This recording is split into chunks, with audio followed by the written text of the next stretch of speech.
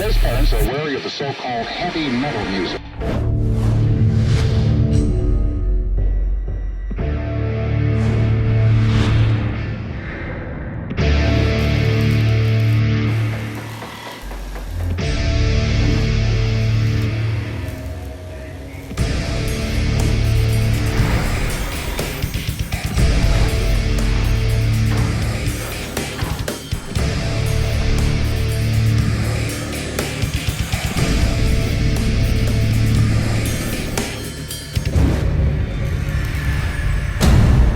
Salut à tous, METALXS, c'est l'essentiel de l'actualité métal et dérivé en quelques minutes, le tout en images, en musique et en interview. METALXS est une exclusivité Refix by Crédit Mutuel, la plateforme de toutes les musiques, tous les talents en partenariat avec Artforce.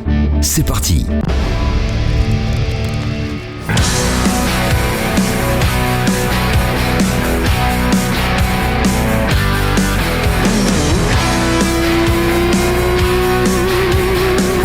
Décennie, The Dead Daisies s'est fait un nom sur la scène du classique hard rock. D'une part parce qu'il s'agit d'un concept de collectif réunissant des pointures du genre, et cette association de mercenaires, mine de rien, a tenu de manière assez inhabituelle sur la durée. Malgré des départs, des arrivées, des retours, le concept né chez le très discret guitariste australien David Lowy en est à son 7e album studio plus un live et 2 de reprises dont le petit dernier, Lookin For Trouble, sorti fin mai, composé de standards du blues à la sauce Daisies. Troubles, des problèmes. Le super groupe en a eu récemment avec l'absence temporaire de Doug Aldrich, mais cela n'a pas affecté sa détermination à partir en tournée. Nous les avons retrouvés à Paris, justement après 2 de ces dates, pour nous parler de l'authenticité du blues auquel ils rendent hommage. Mais avant toute chose, nous avons demandé à Doug Aldrich, tout juste sorti d'une convalescence après une opération chirurgicale sur un cancer, de nous donner des nouvelles de sa santé. I feel great. Thanks for asking, and I want to thank everybody who sent me really nice well wishes and prayers and all that. Thank you so much. The guys were kind enough to give me, a couple months off, and I could do everything I needed to do. I got some surgery, got a little scar. Now they call me Zipper Neck. But chicks like scars. And I had my treatments, and I'm back, and it feels great.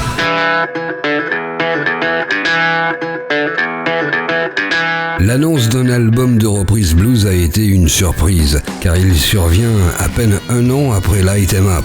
Était-ce un projet planifié de longue date? We didn't plan on it. It just happened very organically, very naturally, and it's really a moment in time, a small moment in time. It just happened so quickly. So we started recording, obviously, in Nashville at Marty's studio. But one of the things that we all wanted to do, there's like these legendary studios in this town, Muscle Shoals. And the very first one of the lineage is called Fame.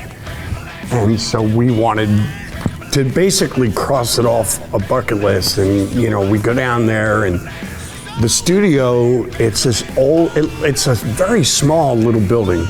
Beautiful wood, sounds great in the room. It's a functioning studio, but it's also a museum.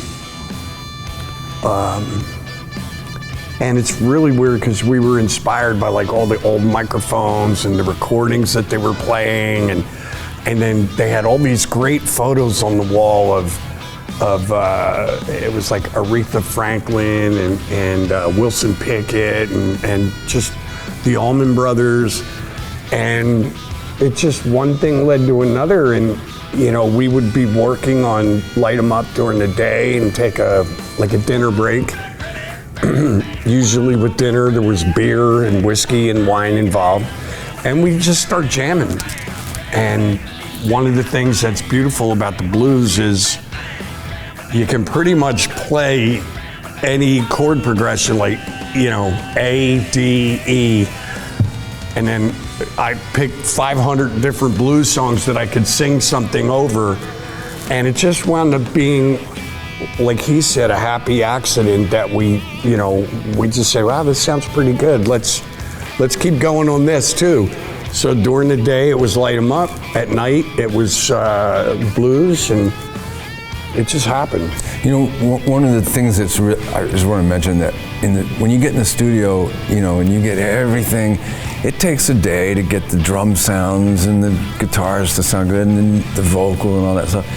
And then you're on a roll, we're writing and recording but you get done halfway through the day, and it was like, wait a minute, we're in this amazing place. Let's not go home. Let's just hang out, you know. And we got the sounds. It's like, let's go make some more noise. You get a couple drinks in you, and it's like, let's go. Let's keep going.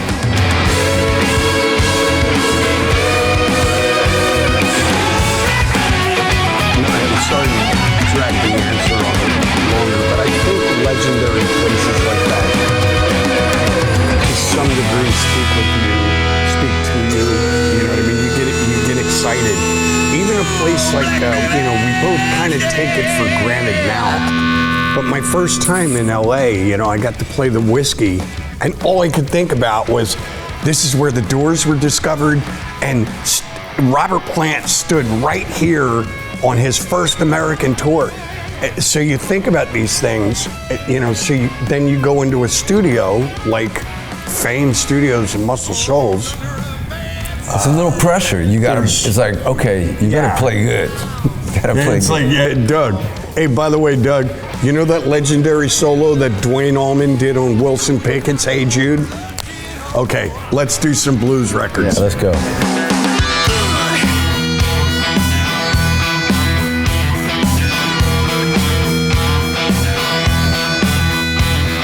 On a l'impression, en général, qu'à un moment de leur carrière, les musiciens se sentent toujours en devoir de rendre hommage à la musique qui les a façonnés.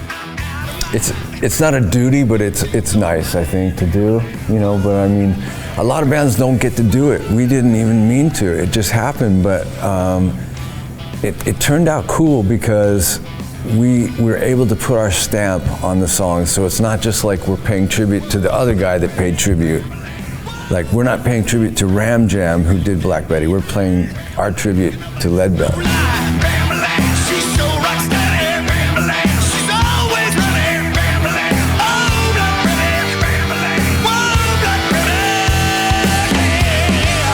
À sa manière, le groupe semble réintroduire le blues auprès d'un plus jeune public qui n'est peut-être pas si familier avec ses standards, un peu comme les Stones l'avaient fait chez les adolescents dans les années 60. Well, and that's, but I hope so, because I'm not, and I think I can speak for Doug, we're not blues aficionados. I learned about the blues by listening to the Stones, by listening to Led Zeppelin, When the Levee Breaks, or In My Time of Dying.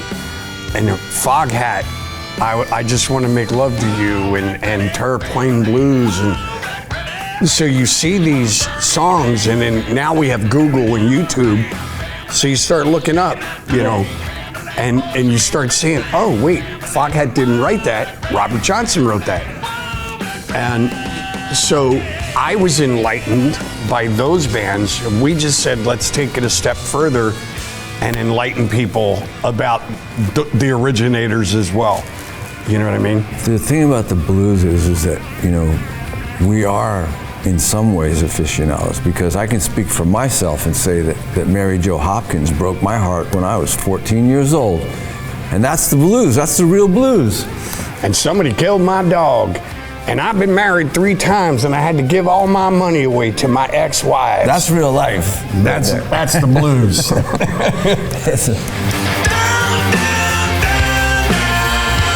Ont-ils bataillé pour choisir ces standards? Il en existe des centaines, il a bien fallu porter son choix sur 10. Maybe, I don't know if it was a struggle, but these were definitely songs that we were all familiar with.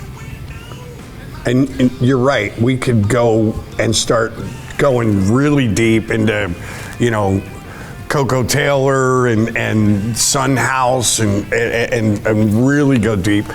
But these were, at one point or another, we probably played a lot of these songs years ago in cover bands. Like, I remember playing Crossroads with a cover band because Leonard Skinner did it. So we were just learning the Leonard Skinner version. So these are songs that we all kind of could relate to in one way or another. We went song by song. Like we started off with Little Red Rooster or something, just, you know, and then eventually it was like, okay, what do you guys feel like going for? Because once we got a couple songs, Marty said, let's just do this. You know, we don't know if it's going to be approved or become an album or not, but let's record it. And then at some point somebody said, let's do Black Betty. And so we just worked on a treatment that was different. And then the same for The Thrill Is Gone. And we jammed it out, and John had said, hey, why don't we do it instead of, originally I was trying to approach it like in the same tempo as the B.B. King one, but with more of a kind of a Wes Montgomery kind of octave thing. And I thought that was gonna be cool, but then John says, no, I'm thinking we should try that like in the vein of like Zeppelin. What would Zeppelin do? And it was more of a 6/8 feel, what he was hearing. So we adapted it to 6/8, and then we just jammed it out. And then the next day, then Marty gave us the MP3 to go listen to it. We'd maybe come back and just hit it one more time the next day. But I listened to it, I was like, I don't know if I could do it any better than that. I mean, it's not great, it's not like perfect or anything, but it's got a lot of emotion, a lot of feel and stuff that I could never play it the same twice, never. And he goes, don't worry about it, we'll just fix the part that you're out of tune. So, I mean, it just, once we had we cut 11 songs, 10 made it, right? Yeah. But yeah, there's a lot that more songs that would have been fun to get to. Maybe we'll do a part 2 one day.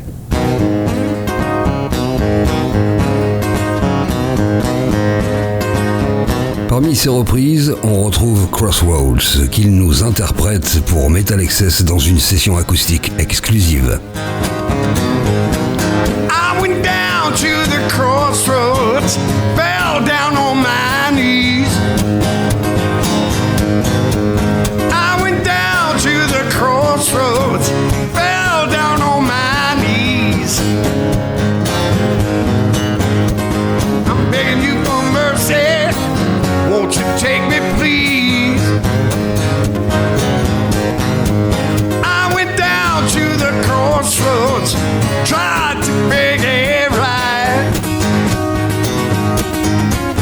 I went down to the crossroads, tried to make it right. Well, nobody seemed to know me, everybody just passed me by. I remember the day I lost my way. I was down in a hole, yeah, I sold my soul at the crossroads. Play it, boy.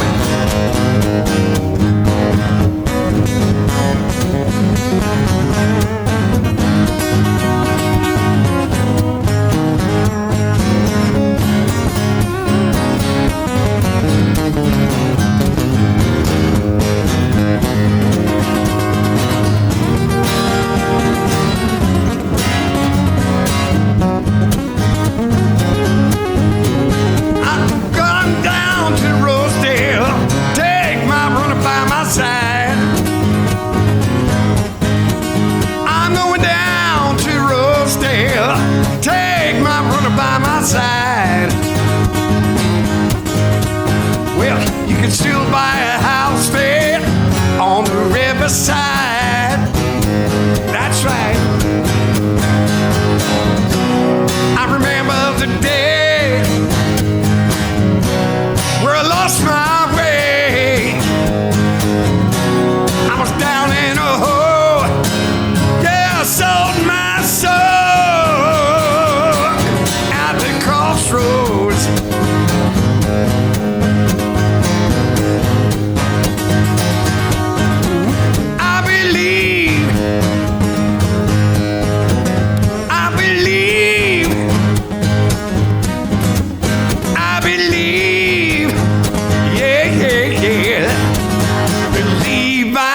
breaking down.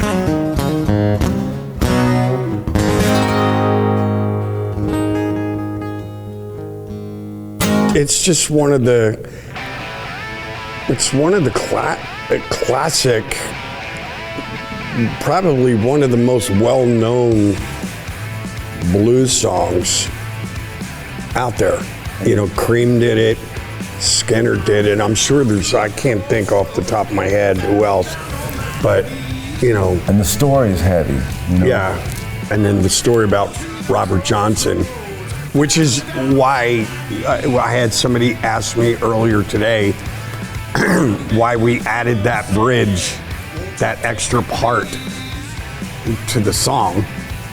And it was weird because if you look at the first verse, it says, oh, I went down to the crossroads, fell down on my knees, you know. But nothing really explains the legend. So we added that part, it just threw a couple lines in there where then you get it. It's like, I remember the day, I lost my way, I was down in a hole, I sold my soul at the crossroads. So it kind of ties everything together, but I've always liked that song. It's just such a great tune, and the legend behind it is so kind of, in a way, dark. You know what I mean? It's pretty cool.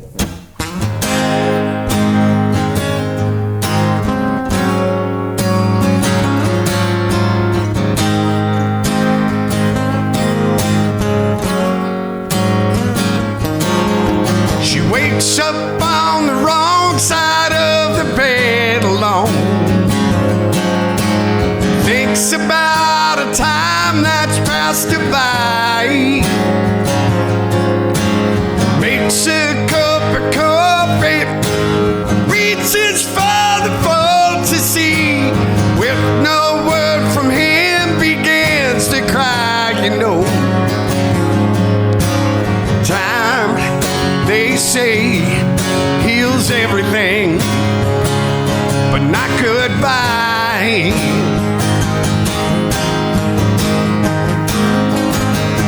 Now she's holding on to the memories. She cries at night for the remedy.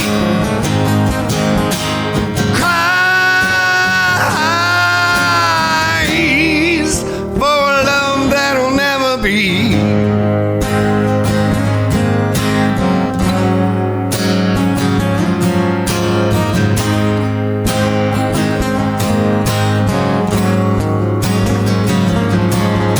She checks her phone 1,000 times, it doesn't call. Did she push him to the point of no return? Took his love for granted, left his heart abandoned. Now she give up everything to be back in his arms. Time, they say, heals everything.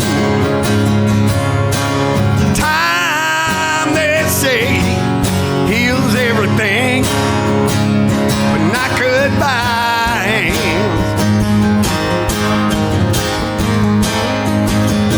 Now she's holding on to the memories.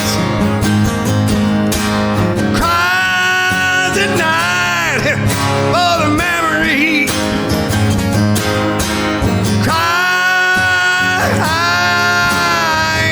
Cries for love that'll never be.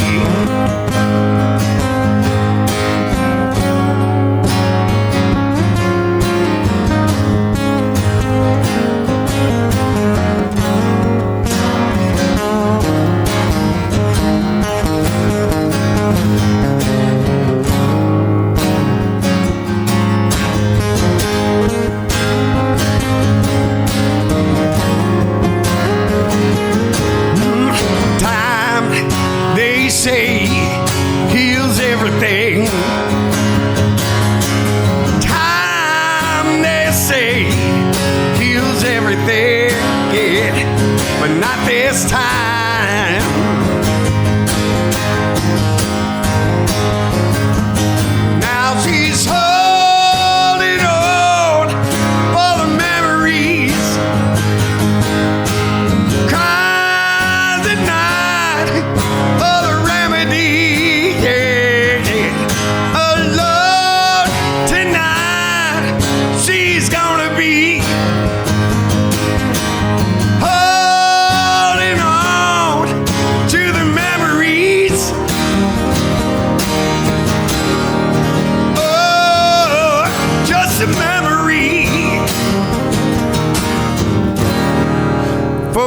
love that'll never be. A love that'll never be. On a souvent dit que seuls ceux qui souffrent peuvent ressentir et exprimer sincèrement le blues. Les Dead Daisies n'ont pas le même parcours souvent tragique que les pionniers de cette musique. Comment ont-ils fait pour s'identifier à eux? I think honestly, like, for me, anything that you sing or you play, you know, we can all relate to those lyrics. Again, like we're kidding earlier, but you know, I've been married 3 times. I've had a million girlfriends in between. I've had my heart broken. I've broken some hearts. I've had my struggles with money. I've had my struggles with, you know, different little addiction things, and you know, and it all goes into music. So whether I'm singing my own lyrics or I'm listening to what he's playing on guitar and interpreting these lyrics, I'm just trying to make it, you know, whatever. I don't know how to word it, but it's always there anyway, the emotion, whether it's a blues song or Love That'll Never Be or Light 'Em Up, whatever. You know what I mean? But you said it was like, you know, for those people who wrote those songs, like they were going through that, and it was almost like their therapy. Let me pick up a guitar and just get this out. I need to soothe my soul. I need to soothe my brain. I'm going to sing about, you know, if Robert Johnson did all those takes of all the songs, Mean Woman Blues, or, you know, Hellhounds on My Trail, or whatever it was like therapy, you know? So when you're trying to do some of those songs, you're trying to dig deep because you want it to count, you want it to mean something. And if you have gone through those experiences, then you've got some library to draw from. You know, you can think about that moment when you had that loss in your life or whatever, and you can go, please, God, help me get this out, you know, get it right.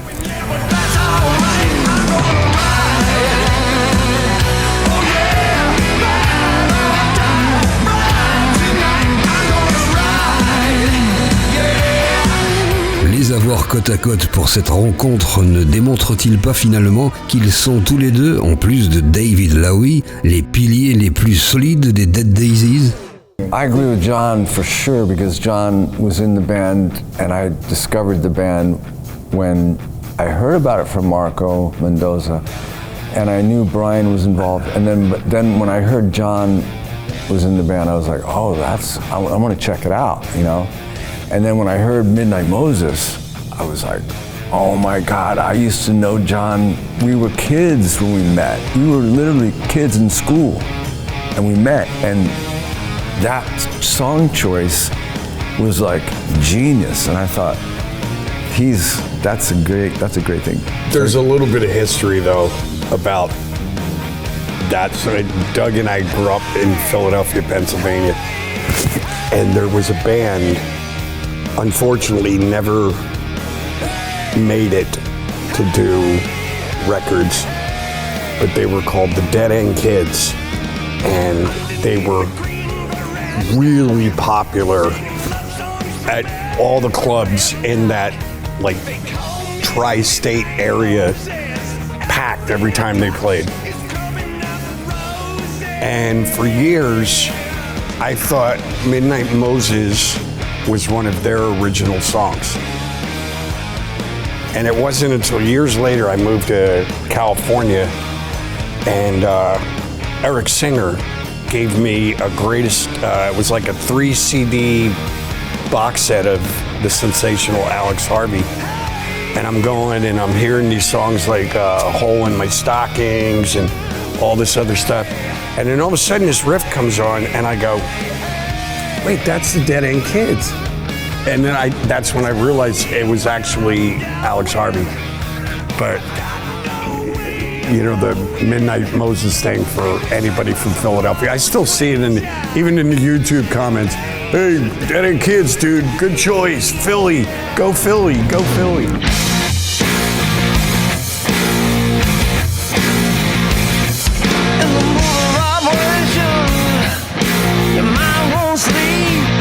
Comment John a-t-il vécu la période où Glenn Hughes occupait son poste dans le groupe? You know what? It was funny. I know everybody, when I left, I had a few fans like, why, why'd you leave? Why'd you leave? I was out doing acoustic shows. And then all of a sudden it's like, oh, the Dead Daisies got Glenn Hughes. And I was like, well, okay. Well, if you got to be replaced by somebody, why not the voice of rock? The Rock and Roll Hall of Fame, legendary Deep Purple bass player, singer, and actually when their record came out, I was like, fuck, this stuff is really good. So I may say, well, the Glenn Hughes legendary, that version was awesome. You know what I mean? Well, that's why David says it's John's, it's John's band. John, when they did Midnight Moses, that was it. End of story. And then, some people can come and go or whatever, but really it's when John came back too. We wanted to do, it was the 10th anniversary of the band that David started, and they wanted to do a best of release and tour, and they wanted John.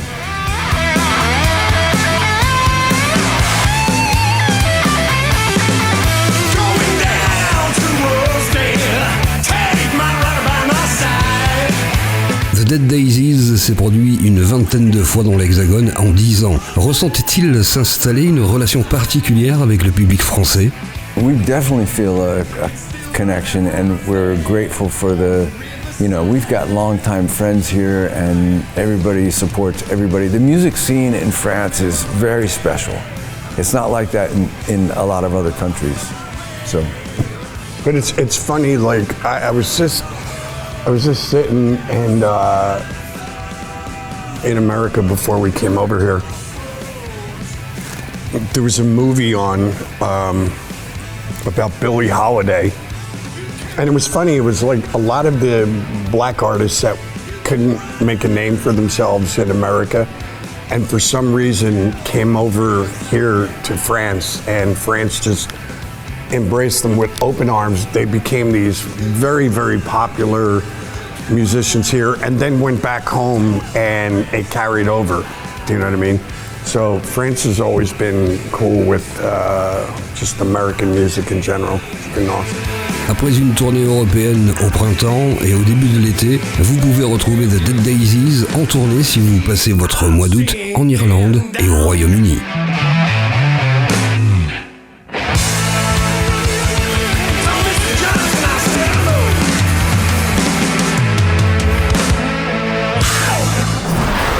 Voilà, METALXS, c'est terminé pour aujourd'hui. On se retrouve dans 15 jours pour un nouveau numéro avec toujours plus d'interviews, de surprises et de contenus inédits. Un immense merci pour votre fidélité et n'oubliez pas de prolonger l'expérience métal sur riffix.fr. Salut!